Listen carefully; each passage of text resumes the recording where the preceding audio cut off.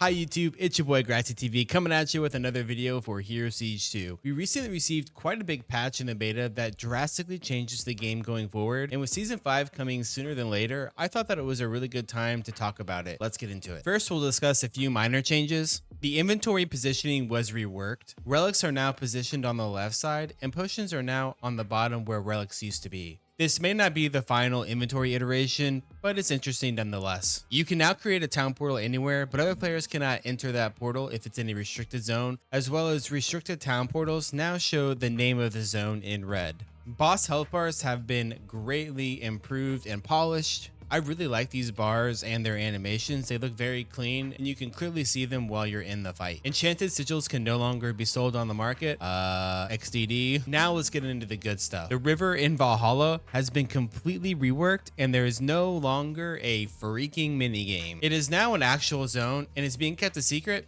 Yes, even from me. So we'll all have to check it out together on launch day. Next, glyphs have been reworked to only give utility instead of player power. This is still a work in progress, but I do have an example to show you here today. This is Keymaster. It increases your chances of finding dungeon keys based on the glyphs level. Keep in mind that all the values on these utility glyphs may change as beta testers actually have a chance to test them and figure out, do they need a little bit of buffs, do they need nerfed, like what's going on with them in real game situations. However, the old glyph effects have not been removed entirely. They are now in the pool with Angelic Augments. Angelic Augments are a combination of all weapon augments plus old glyph effects and are added to a chest piece via the Angelic Realm. So basically, you'll no longer need to use mining as a method for obtaining weapon augments. And if there isn't a weapon augment that really suits your build, you can always use an old glyph effect to fill that spot. Access to the Shadow Reaper in the Shadow Realm now takes 40 dimensional shards instead of 10. Okay, here's the thing, guys. Uber Reaper is an end game boss,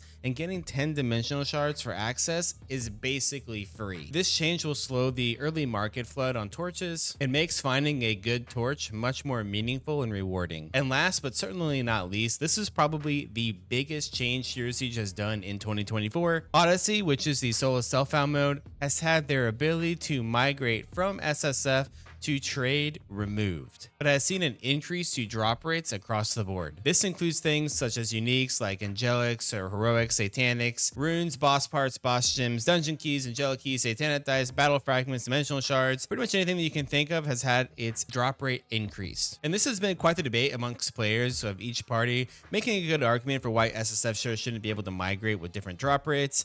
Ultimately, I think that Paz looked at the data and saw that less players migrating from SSF to trade than maybe they initially expected. And those that did migrate, how many of them were just offloading or injecting items into the trade market to sell, but were still playing in their SSF mains? It's interesting because back in Season 1, SSF didn't have an option to migrate.